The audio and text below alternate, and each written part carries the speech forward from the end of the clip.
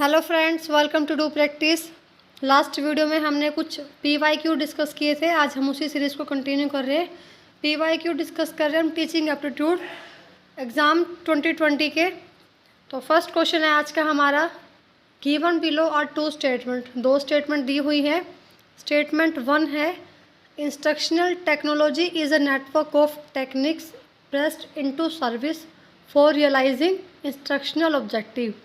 कि जो इंस्ट्रक्शनल हमारी टेक्नोलॉजी है वो टेक्निक्स का एक ऐसा नेटवर्क है, तकनीकी का एक ऐसा नेटवर्क है जो इंस्ट्रक्शनल ऑब्जेक्टिव को रियलाइज में चेंज करने की सेवा प्रदान करता है। तो ये बात तो सच है कि जो टेक्नोलॉजी है उससे हमारे ऑब्जेक्टिव को, जो ऑब्जेक्टिव है हमारे अचीव होते हैं, ऑब्जेक्टिव हमारे रियलिटी में रियलाइज़ होते हैं। रियलाइजिंग मतलब कि वो जो ऑब्जेक्टिव हमारे अचीव होते हैं, उनको जो ऑब्जेक्टिव हमने बनाए थे वो वास्तविकता में चेंज होते हैं, वास्तविकता में बदल जाते हैं। तो ये किसका काम होता है? इंस्ट्रक्शनल टेक्नोलॉजी का। उसके बाद स्टेटमेंट सेकंड है, computer aided instructions can replace the teacher. तो अभी यहाँ से एक ये स्टेटमेंट गलत हो गई, क्योंकि यहाँ पे लिखा हुआ है कैन रिप्लेस द टीचर, कि कोई भी टेक्नोलॉजी, कोई भी इंस्ट्रक्शन, कुछ भी, कोई भी मीडियम, कोई भी नेटवर्क टीचर को रिप्लेस नहीं कर सकता। हमने लास्ट वीडियो में भी एक क्वेश्चन था जिसमें ऐसा ही कुछ था कि जिससे जो हम टीचर की जगह ले सकता है कोई, वो नेटवर्क था। बट वहाँ पे भी वो स्टेटमेंट गलत थी और यहाँ पे भी ये स्टेटमेंट गलत है, क्योंकि कंप्यूटर एडेड इंस्ट्रक्शन का काम होता है कि उनकी टीचर की हेल्प करना, ना कि टीचर को रिप्लेस करना। तो यहाँ पे ये स्टेटमेंट सेकंड गलत होगी। बाकी स्टेटमेंट लिखी हुई है complete. If the goal of education is personal development, तो फिर क्या कंप्यूटर एडेड, अगर हमारा गोल, एजुकेशन का गोल पर्सनली डेवलपमेंट हो, तो क्या कंप्यूटर एडेड इंस्ट्रक्शन टीचर को रिप्लेस कर सकता है? तो हमारा गोल कुछ भी हो, टीचर को रिप्लेस कोई भी नहीं कर सकता। तो स्टेटमेंट फर्स्ट करेक्ट है, बट स्टेटमेंट सेकंड फॉल्स है, स्टेटमेंट सेकंड इनकरेक्ट है। तो ऑप्शन थर्ड इसका आंसर आएगा करेक्ट।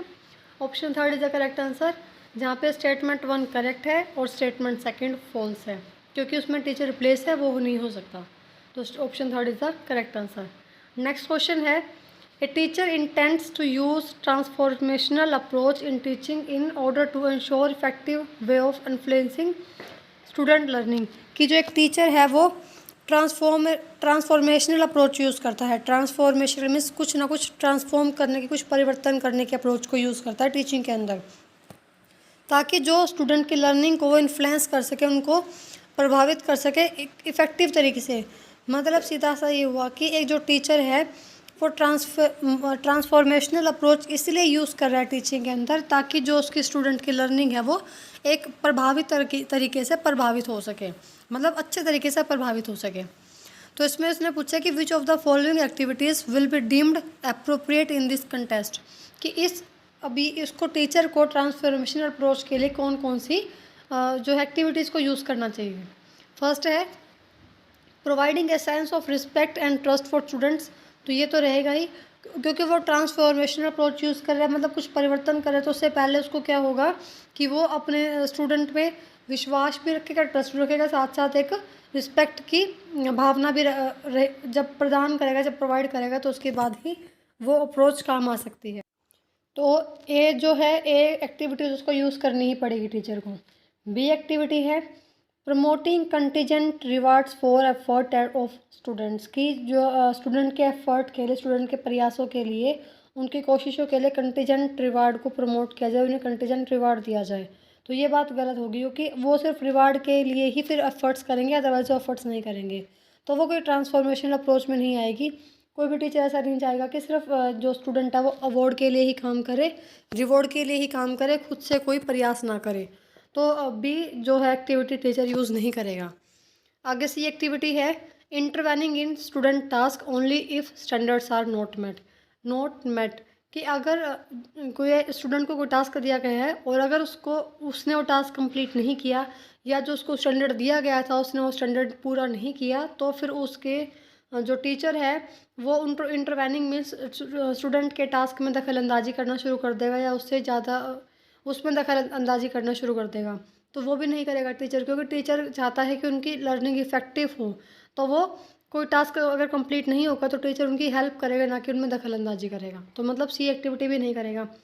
उसके बाद next study activity communicating high level expectation, तो ये बात सच है कि जो कोई टीचर है वो करेगा कि जो है उसकी एक्सपेक्टेशन क्या होगी, हाई लेवल की होगी कि वो अच्छे मतलब हाई लेवल में कम्युनिकेट करेगा अपने स्टूडेंट्स के साथ। और तो ए रहेगा ऑप्शन, उसके बाद डी रहेगा, उसके बाद ई है promoting careful problem solving and individual consideration. तो ये बात भी सही है कि जो टीचर है वो प्रॉब्लम सॉल्विंग को प्रमोट करेगा कि जो उनकी प्रॉब्लम आएगी उनको सॉल्व करेगा, साथ साथ इंडिविजुअल कंसिडरेशन मतलब कि हर इंडिविजुअल पर ध्यान रखेगा, वो हर स्टूडेंट पर ध्यान रखेगा, हर लर्नर पर ध्यान रखेगा, वो किसी एक ग्रुप को ना देखते हुए हर स्पेसिफिक बच्चे पर ध्यान रखेगा। तो उसका ऑप्शन 4 आएगा A D E, option number 4 is the correct answer. तो इसमें ए डी ई आएगा। नेक्स्ट क्वेश्चन है which of the following characteristics in classroom teaching behaviour as given below will be classified as a part of formative assessment. कि जो हमें नीचे 5 statements given हैं उनमें से फॉर्मेटिव असेसमेंट की क्या क्या कैरेक्टरिस्टिक्स हो सकती हैं। जो नीचे 5 गिवन है उसमें से हमें फॉर्मेटिव असेसमेंट की कैरेक्टरिस्टिक्स को ढूंढना है, उनको क्लासीफाई करना है। तो हमें 5 कैरेक्टरिस्टिक्स गिवन है और हमें पता है कि फॉर्मेटिव असेसमेंट का काम क्या होता है कि जो टीचर है वो स्टूडेंट्स से क्वेश्चन पुट करता है, उनकी प्रॉब्लम सॉल्व करता है, साथ साथ वहाँ पे इम्प्रूवमेंट का चांस होता है फॉर्मेटिव असेसमेंट में, क्योंकि वो हमारी इन प्रोग्रेस होती है, बीच में होती है, एट द एंड नहीं होती। और फॉर्मेटिव असेसमेंट में टीचर का एम होता है कि वो स्टूडेंट की लर्निंग की क्वालिटी को इम्प्रूव करें। तो अब देखते हैं इसके नीचे 5 ऑप्शन है। फर्स्ट है the teacher ask question to elicit classification from student. कि जो टीचर है वो क्वेश्चन पुट करता है स्टूडेंट से ताकि उनकी जो उनका जो क्लासिफिकेशन है उसके जो उनकी प्रॉब्लम है वो दूर हो सके। तो teacher ask question from the students. Next है the teacher specifies the level of mastery attend by the student. कि जो टीचर है वो सिर्फ उन्हीं को स्पेसिफाई करेगा, उन्हीं पर ध्यान देगा जिन बच्चों ने मास्टरी अटेंड कर ली है, जिन बच्चों ने मास्टरी कर ली है। तो ऑप्शन बी नहीं आएगा, क्योंकि मास्टरी कर ली है मतलब कि वो मास्टरी उनकी एंड हो चुकी है, उनकी जो कोर्स है वो कंप्लीट हो चुका है। तो जब कोर्स कंप्लीट हो गया है तो उसके बाद फॉर्मेटिव असेसमेंट नहीं हो सकती, क्योंकि जब कोर्स कंप्लीट हो जाने के बाद हम समेटिव असेसमेंट करते हैं एट द एंड। तो मास्टरी अटेंड हो चुकी है मीन्स जो कोर्स कंप्लीट हो चुका है, तो वहाँ पे फॉर्मेटिव असेसमेंट नहीं होगी। तो ऑप्शन नंबर बी नहीं आएगा, इसका ऑप्शन नंबर बी नहीं आएगा। नेक्स्ट है the teacher promotes and probes the student while making presentation. कि जो टीचर है वो स्टूडेंट को प्रमोट करते साथ साथ प्रोब मीन्स हिंट देता है स्टूडेंट को जब वो प्रेजेंटेशन कर रहा होता है। तो ये बात भी सही है, क्योंकि यहाँ पे जो स्टूडेंट है वो इन प्रोग्रेस है, उसकी जो ऑब्जेक्टिव है, उसका जो कोर्स है वो कंप्लीट नहीं हुआ है, उसकी प्रेजेंटेशन कंप्लीट नहीं हुई है। वो जब प्रेजेंटेशन दे रहा है उसके बीच में जो टीचर है उसको हिंट प्रोवाइड कर रहा है कि उसको स्टूडेंट को। तो वो भी फॉर्मेटिव असेसमेंट का ही पार्ट होता है, क्योंकि फॉर्मेटिव असेसमेंट में जहाँ पर हम इन प्रोग्रेस बच्चे को इन प्रोग्रेस जो स्टूडेंट हैं उनसे क्वेश्चन पुट करते हैं, उनकी प्रॉब्लम दूर करते हैं ताकि उनकी लर्निंग की क्वालिटी अच्छी हो सके। तो ये सी ऑप्शन आएगा इसका। उसके बाद कि जो टीचर है वो स्टूडेंट्स को उनके स्टूडेंट की प्रेजेंटेशन के टाइम उनको हिंट प्रोवाइड करता है। नेक्स्ट है the teacher pauses for a few second and look the student and ask question. कि जो टीचर है वो कुछ सेकंड रुकता है, पॉज लेता है, उसके बाद स्टूडेंट को देखता है और क्वेश्चन पुट करता है। तो मतलब बात वही हो गई कि जो टीचर है वो स्टूडेंट से क्वेश्चन पुट करता है उनकी लर्निंग को इम्प्रूव करने के लिए। तो डी आएगा। उसके बाद ए आएगा इसका आंसर। ए भी कैरेक्टरिस्टिक्स है फॉर्मेटिव असेसमेंट की, क्योंकि वहाँ पे स्टूडेंट से क्वेश्चन पुट करता है। सी भी कैरेक्टरिस्टिक्स है क्योंकि जो टीचर है वो बच्चों को हिंट प्रोवाइड कर रहा है जब वो प्रेजेंटेशन दे रहे हैं। और डी भी है जब टीचर क्वेश्चन पुट कर। और उसके बाद ई है हमारा। ई एक कैरेक्टरिस्टिक्स दे रखी है, वो है नहीं, हमें चेक करनी है। The teacher indicates performance criteria and given judgemental values. जो टीचर है वो उसका स्टूडेंट का परफॉर्मेंस क्राइटेरिया चेक करता है, उसको इंडिकेट करता है, साथ साथ उसको जजमेंटल वैल्यूज़ देता है। तो हमें पता है कि जजमेंट वर्ड कहाँ यूज़ होता है, इवैल्यूएशन में। और हम इवैल्यूएशन कब करते हैं, जब हमारा जो कोर्स है वो कंप्लीट हो गया हो, मतलब जजमेंट भी नहीं आएगा। तो ई भी नहीं आएगा, इसका आंसर आएगा option number B, A C D. Option number second is the correct answer. Next question है a college teacher intends to find out as to what extent student involvement in learning of boys and girls from rural urban areas is attributed to the socio economic status of the family from which they hail. What will be designated as an independent variable in this research project। कि जो एक college teacher है वो ये पता करना चाहता है कि कितनी हद तक, मीन्स किस एक्सटेंट तक एक स्टूडेंट की इन्वॉल्वमेंट, जो किसी भी बॉयज़ और गर्ल्स की लर्निंग जो रूरल अर्बन एरिया से आ रहे हैं, जो उनसे बिलोंग करते हैं, तो उनकी कितनी लर्निंग उनके फैमिली के सोशल इन्वॉल्वमेंट को अफेक्ट करती है। जो स्टूडेंट अर्बन और रूरल एरिया से बिलोंग करते हैं, उन बॉयज़ और गर्ल्स की लर्निंग कितनी ज़्यादा अफेक्ट करती है उनके फैमिली के सोशियो इकोनॉमिक स्टेटस को। तो ये क्वेश्चन था कि टीचर चेक करना चाहता है कि उनकी जो लर्निंग है, जो उनकी इन्वॉल्वमेंट है पढ़ाई के अंदर, वो कितनी अफेक्ट करती है जो उनकी फैमिली के सोशियो इकोनॉमिक स्टेटस को। तो इसमें अब आगे पूछा गया है what will be designated as an independent variable, कि जो उसने रिसर्च की है उसमें इंडिपेंडेंट वेरिएबल क्या है। स्टूडेंट इन्वॉल्वमेंट इंडिपेंडेंट वेरिएबल है, socio economic status of family independent variable है, या urban areas rural areas independent variable है, फिर boys and girls independent variable है। तो इसमें इंडिपेंडेंट वेरिएबल क्या है, स्टूडेंट इन्वॉल्वमेंट एक डिपेंडेंट वेरिएबल है, स्टूडेंट डिपेंड है, तो वो हमारे इंडिपेंडेंट नहीं हो सकता। रूरल और अर्बन एरियाज़ भी डिपेंडेंट वेरिएबल है, वो भी डिपेंड है, साथ साथ जेंडर भी डिपेंड है उनकी ऊपर। तो इसमें क्या बचा हमारे पास सोशियो इकोनॉमिक स्टेटस, जो फैमिली का सोशियो इकोनॉमिक स्टेटस है, जो उनकी फैमिली का स्टेटस है आर्थिक और सामाजिक, वो पूरी तरह से इंडिपेंडेंट है, वो किसी चीज़ के ऊपर डिपेंडेंट नहीं है। ना तो वो बॉयज़ और गर्ल्स की लर्निंग के ऊपर डिपेंडेंट है, ना वो अर्बन रूरल एरियाज़ के ऊपर डिपेंड है। तो मीन्स इसमें लर्निंग इंडिपेंडेंट वेरिएबल हो गया हमारा socio economic status. Next question है given below are two statements, one is labelled as assertion and second is reason. Assertion हमें गिवन है system of education which are place specific, time specific and person specific are set to be format and are created by let down law and procedures, कि जो हमारा system है education का वो place specific होता है, मतलब कोई ना कोई प्लेस होते हैं हमारा फिक्स स्पेसिफिक जहाँ पे हमारी एजुकेशन होती है। टाइम स्पेसिफिक है कि आपको इतने से इतने टाइम में एजुकेशन मिलेगी। पर्सन स्पेसिफिक है कि कौन आपको एजुकेशन देगा। तो ये सब चीज़ें आपके फॉर्मल में कही जाती है कि ये सब कुछ फॉर्मल है। जैसे अगर आप किसी स्कूल में जा रहे हैं तो वो स्कूल फॉर्मल हो गया, वहाँ पे प्लेस स्पेसिफिक, उस स्कूल में आपका टाइम भी स्पेसिफिक है कि आपको इतने से इतने टाइम में स्कूल आना है, और पर्सन भी स्पेसिफिक है जो आपको पढ़ा रहा है। तो ये सब चीज़ें आपके फॉर्मल में आती है कि ये आपका फॉर्मली काम चल रहा है, मीन्स फॉर्मली आप पढ़ रहे हो। तो ये सिस्टम ऑफ एजुकेशन है जिसके अंदर कुछ ना कुछ जो ये एजुकेशन हमारा सिस्टम है वो किसी ना किसी लॉ और प्रोसीजर के अंदर क्रिएट होता है। तो ये बात है, सच है, स्ट्रेट असर्शन सही है कि जो हमारा सिस्टम ऑफ एजुकेशन है वो तीनों ही स्पेसिफिक होते हैं, प्लेस टाइम एंड पर्सन। तो उसको हम फॉर्मल कहते हैं। अगर हम इसको इनफॉर्मल तब कहेंगे जब एक ग्रुप में 4 फ्रेंड्स मिलकर पढ़ रहे हैं, तो वो इनफॉर्मल होगा, क्योंकि ना तो वहाँ पे कोई प्लेस स्पेसिफिक होगा जब वो 4 फ्रेंड्स पढ़ रहे हैं, ना कोई टाइम स्पेसिफिक है कि किस टाइम वो पढ़ेंगे, ना उनको कोई पर्सन स्पेसिफिक है कि 4 फ्रेंड्स पढ़ रहे हैं, आपस में पढ़ रहे हैं। तो वो इनफॉर्मली हमारा कहा जाएगा। बट फॉर्मल तब होगा जब वो तीनों चीज़ स्पेसिफिक होंगी, प्लेस टाइम एंड पर्सन। उसके बाद रीज़न है कि open universities and open schools are example of formal system of education because they are created by let down procedure.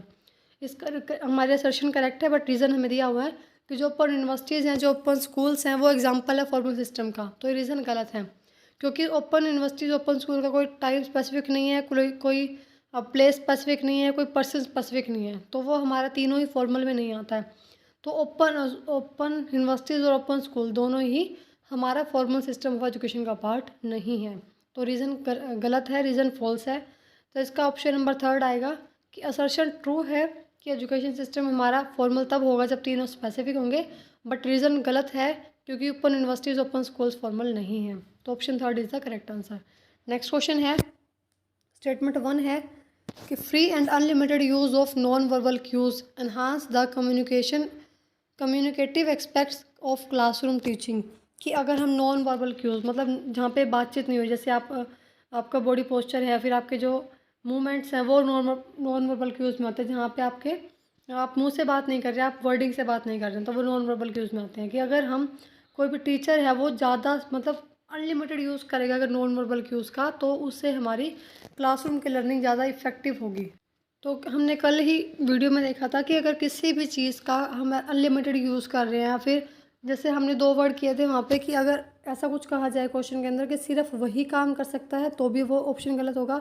और ऐसा बोला जाए कि ये हो ही नहीं सकता, मतलब कि इसके अलावा कोई और काम कर ही नहीं सकता, तो वो ऑप्शन भी हमारा गलत होगा। मतलब जहाँ पे ओनली वर्ड, जहाँ पे केवल वर्ड हो रहा है, इसका केवल वर्ड यूज़ हो रहा है कि केवल यही कर सकता है या केवल यही नहीं कर सकता है, तो दोनों ही ऑप्शन गलत होंगे। तो यहाँ पे लिखा गया है कि नॉन वर्बल क्यूज़ का अगर हम ज़्यादा से ज़्यादा अनलिमिटेड यूज़ करें तो क्लासरूम टीचिंग इफेक्टिव होगी, तो ये गलत है। क्लासरूम टीचिंग एनहांस नहीं होगी इससे, क्योंकि किसी भी चीज़ का अगर हम अनलिमिटेड यूज़ करेंगे तो उसके कोई ना कोई फिर उसके डिसएडवांटेज निकलने शुरू हो जाएंगे, उसके एडवांटेज नहीं उसके डिसएडवांटेज आने शुरू हो जाएंगे। तो स्टेटमेंट 1 गलत है। एंड स्टेटमेंट 2 है कि pleasant persona of the teacher and leaves the classroom ecosystem, की अगर कोई जो टीचर है वो अच्छा, उसका अगर उसका अच्छा वातावरण, उसका अच्छा बिहेवियर है तो उससे क्लासरूम का सिस्टम भी इकोसिस्टम भी अच्छा बना रहता है। तो ये बात सच है, स्टेटमेंट 2 करेक्ट है, बट स्टेटमेंट 1 गलत है। तो इसका ऑप्शन नंबर आएगा, थर्ड ऑप्शन आएगा इसका इसका ऑप्शन 4 आएगा। Statement 1 is incorrect but statement 2 is true. Statement 1 incorrect है क्योंकि किसी भी चीज़ का अनलिमिटेड यूज़ गलत ही हो सकता है, तो स्टेटमेंट 1 इनकरेक्ट होगी, बट स्टेटमेंट 2 ट्रू होगी। जहाँ पे अगर किसी टीचर का उसका पर्सन है जो उसका बिहेवियर अच्छा है, वो प्लीजेंट पर्सन है टीचर जो है, तो उससे क्लासरूम का सिस्टम भी अच्छा रहेगा, उसका क्लासरूम का सिस्टम भी, वहाँ का एनवायरनमेंट भी अच्छा बना रहेगा। तो इसका option number 4 is the correct answer. Next question है, given below are two statement, दो स्टेटमेंट गिवन है। स्टेटमेंट 1 है measurement is measurement is a set of rules for assigning number to represent सब object traits and attributes and behaviour. कि जो measurement है वो ऐसा सेट का रूल है जहाँ पे हम नंबर असाइन करते हैं। किसको असाइन करेंगे? या तो किसी ऑब्जेक्ट को रिप्रेजेंट करने के लिए, या किसी ट्रेट किसी गुण को रिप्रेजेंट करने के लिए, किसी पदार्थ मीन्स एट्रीब्यूट को रिप्रेजेंट करने के लिए, किसी के व्यवहार को रिप्रेजेंट करने के लिए। जब हम उनको नंबर असाइन करते हैं कि इस ऑब्जेक्ट के, मतलब कोई ऑब्जेक्ट हमने उठाया, किसी टेबल के 5 नंबर है, चेयर के 4 नंबर है, तो मीन्स हमने एक मेजरमेंट उसको मापना शुरू कर दिया। मेजरमेंट मीन्स हमने उसका मापना शुरू कर दिया कि हमने उसको नंबर असाइन किए। उसके बाद स्टेटमेंट 2 है a test is a procedure in which a sample of an individual behaviour is obtained, evaluated and scored using standardized procedure. In the light of above statement choose the correct answer। हमें correct answer choose करना है। तो statement 2 बोली गई है कि test एक ऐसा प्रोसीजर है, एक ऐसा प्रक्रिया है जिसके अंदर जो इंडिविजुअल है उसके सैम्पल बिहेवियर को उठाया जाता है, उसको वैल्यूएट किया जाता है और उसके बाद उसको स्कोर किया जाता है। जो हमारे रूल सेट है, जो हमारे स्टैंडर्डाइज प्रोसीजर सेट हैं, उनके अकॉर्डिंग उनको स्कोर किया जाता है। तो ये स्टेटमेंट 2 भी करेक्ट है, क्योंकि टेस्ट एक ऐसा सिस्टम है जहाँ पे हम उनके पहले कोई भी बिहेवियर, कुछ भी चीज़ हम ले रहे हैं उसका सैंपल लेंगे, उसके बाद उसको इवैल्यूएट करेंगे, उसके बाद स्कोर देंगे, इवैल्यूएट करने के बाद उसको स्कोर देंगे। तो स्टेटमेंट 2 भी करेक्ट है और स्टेटमेंट 1 भी करेक्ट है, क्योंकि मेजरमेंट का काम क्या होता है? मापना, उसको नंबर असाइन करना। किसको असाइन करना? किसी ऑब्जेक्ट को, किसी ट्रेट को। तो option 1 is the correct answer. उसके बाद नेक्स्ट क्वेश्चन है उसके बाद identify the future of understanding level teaching from the following. कि जो हमें जो नीचे दिए गए हैं 5, उसमें से हमें वो फीचर्स आइडेंटिफाई करने हैं जो अंडरस्टैंडिंग लेवल के हैं।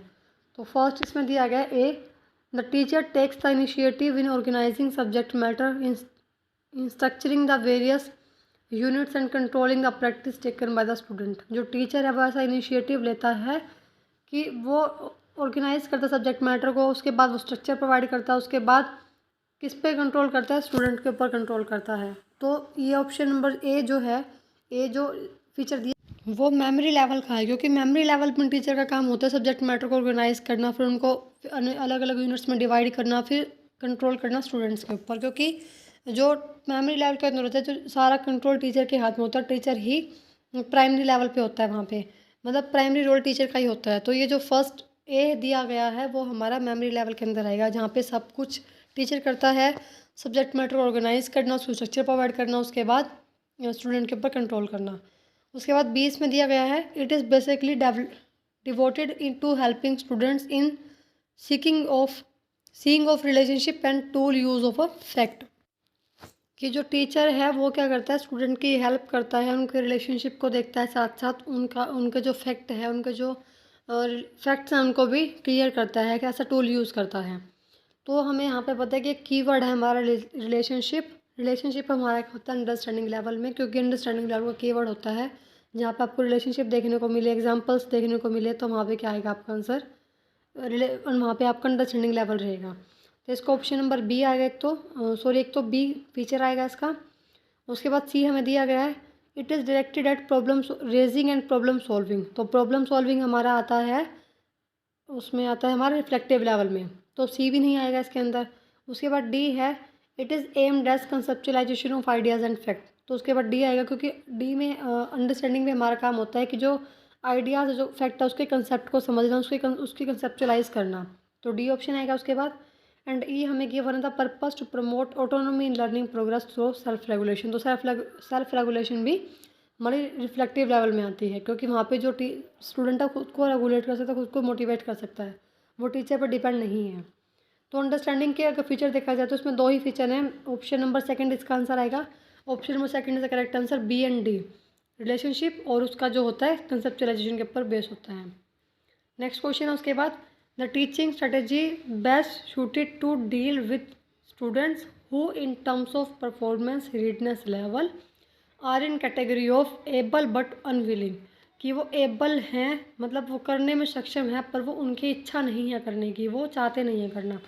अब कोई स्टूडेंट है, वो अगर उनके पास उन्होंने वो कोर्स कंप्लीट किया है, कोई भी उनके पास आर्ट आती है, उन्हें आर्ट आता है, पेंट करना उन्हें आता है, उन्हें पेंट करने में एबल हैं, बट वो उनकी विलिंग नहीं है कि वो पेंट करें, उनकी इच्छा नहीं है। अगर उनको कोई बोल दे कि आप पेंटिंग करके दिखा दो तो वो करेंगे नहीं, क्योंकि वो एबल तो हैं उस चीज़ में, बट वो विलिंग नहीं है। तो टीचर ऐसी कौन सी स्ट्रेटेजी यूज़ करे उन स्टूडेंट से डील करने के लिए जो एबल तो हैं बट अनविलिंग है, मीन्स उनमें विलिंग कैसे जगाई जाए, तो कौन सी स्ट्रेटेजी यूज़ करनी चाहिए टीचर को। फर्स्ट गिवन है assigning challenging task and delegation of roles. कि अगर हम जो स्टूडेंट पहले से विलिंग नहीं है काम करने की, उसकी इच्छा नहीं है, और हम उसको ऊपर से चैलेंजिंग टास्क देंगे तो वो बिल्कुल भी नहीं करेंगे। तो ऑप्शन नंबर 1 तो आएगा नहीं इसका। उसके बाद ऑप्शन नंबर सेकंड है involving in task and providing socio emotional support with scope for recognition. कि अगर हम उन्हें, मतलब वो एबल तो है बट अनविलिंग है, तो हम उनको ऐसे टास्क में इन्वॉल्व करें और साथ साथ उनको सोशो इमोशनल सपोर्ट भी प्रोवाइड करें, और उनको बताएं कि उनकी रिकॉग्निशन हो सकती है, उनकी पहचान बन सकती है, तो भी वो अनविलिंग तो वो विलिंग हो जाएंगे, क्योंकि उनमें भी इच्छा हो जाएगी काम करने की। क्योंकि पहली बात तो वो टास्क में अपने, अगर हम उन्हें इन्वॉल्व करेंगे, साथ साथ अगर हम सोशो और उसको इमोशनल सपोर्ट भी प्रोवाइड कर रहे हैं स्टूडेंट को, तो वो विलिंग हो जाएंगे, क्योंकि एबल तो है, उनको काम करना आता है, उनमें सिर्फ करने की इच्छा जगानी है। तो अगर हम उनको इमोशनल सपोर्ट प्रोवाइड करें, socio economical emotional support provide करें, और उन्हें बताएं कि उनका रिकॉग्निशन का स्कोप है, उनके पहचान का स्कोप है, तो फिर वो विलिंग हो जाएंगे। तो ऑप्शन नंबर बी आएगा इसका। Option number second is the correct answer. बाकी ऑप्शन थर्ड हमें गिवन है mentoring and guiding with close supervision. तो क्लोज सुपरविजन की जरूरत तब है जब वो एबल भी ना हो। एबल तो वो हैं, उन्हें अब सुपरविजन की जरूरत नहीं है, उन्हें उनमें सिर्फ विलिंगनेस, मतलब उनमें से विलिंगनेस को जगाना है, उन्हें जागरूक करना है। और ऑप्शन नंबर 4 है keeping the task specific and soft. कि इसकी भी कोई ज़रूरत नहीं है, सॉफ्ट टास्क तब रखना होगा जब उन्हें कुछ भी नहीं आता हो, भी हमें उन्हें हल्के हल्के टास्क से कुछ बड़ा करना सिखाएं, वो एबल तो हैं। तो इसका ऑप्शन नंबर बी आएगा कि हमें उन्हें टास्क में इन्वॉल्व करें और साथ साथ उनको सोशो इमोशनल सपोर्ट प्रोवाइड करें, ताकि जो है वो भी उस काम को करने के लिए विलिंग हो। तो option number B, option number second is the correct answer. उसके बाद हमारा नेक्स्ट क्वेश्चन है, from the following list of learner characteristics identify those are associated with field independent learners. हमें उन लर्नर्स को छांटना है, उनकी कैरेक्टरिस्टिक्स को छांटना है जो फील्ड इंडिपेंडेंट है, मतलब जो इंडिपेंडेंट है, जो फील्ड में जाके काम कर सकते हैं। तो हमें उनकी कैरेक्टरिस्टिक्स को देखना है। फर्स्ट हमें गिवन है a focus on fact and principle. उसके बाद बी हमें गिवन है perceives global aspects of concept and material. C given है हमें prefer and likes to complete. और डी गिवन है can organise information by himself और हर सेल्फ। सबसे पहला है कि focus on fact and principle, कि वो फैक्ट पर भी फोकस करेंगे, साथ साथ वो प्रिंसिपल भी फोकस करेंगे। वो बात तो सच है, क्योंकि जो फील्ड इंडिपेंडेंट है, मतलब कि वो फील्ड में जाके काम कर सकता है, तो सबसे पहले वो अपने फैक्ट और प्रिंसिपल को ही उन्हीं को मजबूत, वो फील्ड इंडिपेंडेंट इसी वजह से क्योंकि उनका फोकस फैक्ट के ऊपर था, उनका फोकस कंसेप्ट के ऊपर था। वो कंसेप्ट सीख चुके हैं, उसके बाद वो फील्ड में जाएंगे। तो ए ऑप्शन आएगा। उसके बाद आगे हमारा है perceives global aspects of concept and material, तो वो हमारा आ चुका है फैक्ट वाले पॉइंट में, तो बी नहीं आएगा। सी है prefer and likes to complete, कि जो भी फील्ड इंडिपेंडेंट लर्नर होगा, जो लर्नर फील्ड में जाके काम करेगा, वो अपना काम कंप्लीट करने की इच्छा होगी उसके अंदर, वो प्रेफर करेगा कि जो मेरा काम है वो कंप्लीट हो, मीन्स वो आधा छोड़ के नहीं आएगा, वो अपना काम कंप्लीट करके आएगा। तो सी आएगा। उसके बाद डी हमें गिवन है can organise information by himself और हरसेल्फ, कि वो अपना काम खुद से कर सकते हैं, खुद से ऑर्गेनाइज कर सकते हैं, अपनी इन्फॉर्मेशन को खुद से अरेंज कर सकते हैं। तो इसका ऑप्शन नंबर थर्ड आएगा A C D E, A C D, option number third is the correct answer. Next question है इसमें, what are the advantage of choice based credit system CBCS introduced by UGC for higher education system institution, कि जो CBCS system है उसके क्या advantage है, जो किसने इंट्रोड्यूस किया था CBCS सिस्टम, UGC ने। पहले तो हमने इस टॉपिक को डिटेल में एक्सप्लेन किया है, आप चेक कर सकते हैं वीडियो में जाके। CBCS सिस्टम के नाम से वीडियो हमने बनाई है और लाइव की थी वो। तो इसमें हमें चेक देखना था कि इनकी क्या एडवांटेज क्या है। सबसे पहले थी focus on student centric education, तो ये बात सच है क्योंकि जो चॉइस बेस्ड सिस्टम था वो स्टूडेंट को सेंटर में रख के ही बनाया गया था। तो ऑप्शन नंबर ए आएगा इसका। ए कैरेक्टरिस्टिक्स है इसकी, एडवांटेज है allow student to choose interdisciplinary and interdisciplinary courses, कि जो CBCS सिस्टम का जो मेन एम क्या था कि जो स्टूडेंट है वो अपने तरीके से चूज़ कर सके, वो इंटरडिसिप्लिनरी और इंट्रा दोनों कोर्सेज़ को चूज़ कर सके। क्योंकि पहले क्या था कि जो उनके कोर ऑब्जेक्टिव्स जो कोर सब्जेक्ट थे उन्हीं को वही पढ़ने पड़ते थे, कंपलसरी पढ़ने पड़ते थे। But choice based credit system ने इंट्रोड्यूस किया था कि जो स्टूडेंट है वो अपने कोर्सेज को खुद से चूज़ कर सकते हैं, खुद से सेलेक्ट कर सकते हैं। तो उसके बाद एक ए तो है ही, वो स्टूडेंट सेंट्रिक है, प्लस वहाँ पे स्टूडेंट चूज़ भी कर सकते हैं अपने अकॉर्डिंग अपने कोर्सेज। उसके बाद सी हमें गिवन है make education at par with global standard, तो सी भी आएगा क्योंकि UGC का मेन एम क्या था कि ग्लोबल स्टैंडर्ड को उनको मीट करना, क्योंकि UGC ने इसको अप्लाई किया था इंडिया के अंदर ताकि वो ग्लोबल स्टैंडर्ड को मीट कर सके। उसके बाद और ये हायर एजुकेशन में ही सिर्फ एप्लीकेबल है। उसके बाद डी हमें गिवन है यहाँ पे make it easy to estimate the performance level of student in terms of marks, तो ये गलत है क्योंकि जो इसमें उनकी परफॉर्मेंस लेवल को मार्क्स की बजाय हम ग्रेड्स में मापते हैं, ग्रेड्स में मेज़र करते हैं।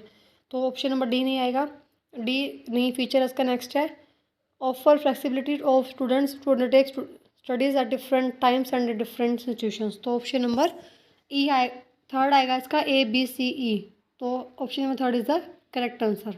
नेक्स्ट है स्टेटमेंट्स गिवन है हमें in a classroom assessment the teacher find that the distribution of student score is positively skewed, hence the mean of scores will be greater than median and median is greater than the mode. तो हमें पता है कि जब भी distribution हमारा positive होता है, पॉजिटिवली स्क्यूड होता है, तो सबसे बड़ा मीन होता है, मीन के बाद मीडियन, उसके बाद मोड, ऐसा चलता है। और अगर हमारा जो डिस्ट्रीब्यूशन है वो नेगेटिवली स्क्यूड हो तो सबसे बड़ा मोड होगा, उससे छोटा हमारा होगा मीडियन, उससे छोटा होगा मीन, मतलब उल्टा चलेगा। अगर पॉजिटिव स्क्यूड होगा तो सबसे बड़ा मीन, उसके बाद उससे छोटा ग्रेड मीडियन, उसके बाद उससे जो मीडियन है वो बड़ा होगा मोड से, सबसे छोटा मोड होगा। और अगर वो नेगेटिवली स्क्यूड होगा तो उल्टा होगा, सबसे बड़ा मोड होगा, फिर उससे छोटा मीडियन, उससे छोटा मीन। तो अभी स्टेटमेंट फर्स्ट के अकॉर्डिंग ऐसा बोला गया कि जो हमारा डिस्ट्रीब्यूशन है वो पॉजिटिवली स्क्यूड है, तो सबसे बड़ा क्या रहेगा मीन, और mean is greater than median और median is greater than mode. तो ऑप्शन स्टेटमेंट फर्स्ट सही है। उसके बाद स्टेटमेंट सेकंड है कि when the distribution of student score is find to normal, normal मतलब कि वो हाफ गिर रही है, हमारा नॉर्मल डिस्ट्रीब्यूशन का बन रहा है। तो all the three measures of central tendency coincide means equal हैं। तो ये बात भी सच है कि जो जब डिस्ट्रीब्यूशन हमारा नॉर्मल होता है, मीन्स जब हमारा डिस्ट्रीब्यूशन क्या होता है, सिमेट्रिक होता है, नॉर्मल होता है, तो वहाँ पे हमारे तीनों ही मीन मीडियन मोड तीनों ही इक्वल होते हैं। तो ऑप्शन नंबर जो स्टेटमेंट सेकंड है वो भी करेक्ट है। तो इसका ऑप्शन नंबर फर्स्ट आएगा, both statement first and second are correct, क्योंकि पॉजिटिवली स्क्यूड में सबसे बड़ा मीन, और मीन होता है ग्रेटर दैन मीडियन के, और मीडियन होता है ग्रेटर दैन मोड के। और अगर नेगेटिवली स्क्यूड होगा तो वो अपोजिट हो जाएगी, सेम सिचुएशन। और साथ ही स्टेटमेंट सेकंड भी हमारी करेक्ट है। तो option number one is the correct answer. आज हमने टोटल 12 क्वेश्चन डिस्कस किए हैं। आप अपने मार्क्स को हमें बताएं कमेंट में कि आपके कितने मार्क्स आए आउट ऑफ 12। और अगर आपको वीडियो पसंद आ रही है तो वीडियो को लाइक कीजिए, शेयर कीजिए एंड कमेंट कीजिए, और चैनल को सब्सक्राइब कीजिए ताकि आपको आने वाली वीडियो की नोटिफिकेशन मिलती रहे।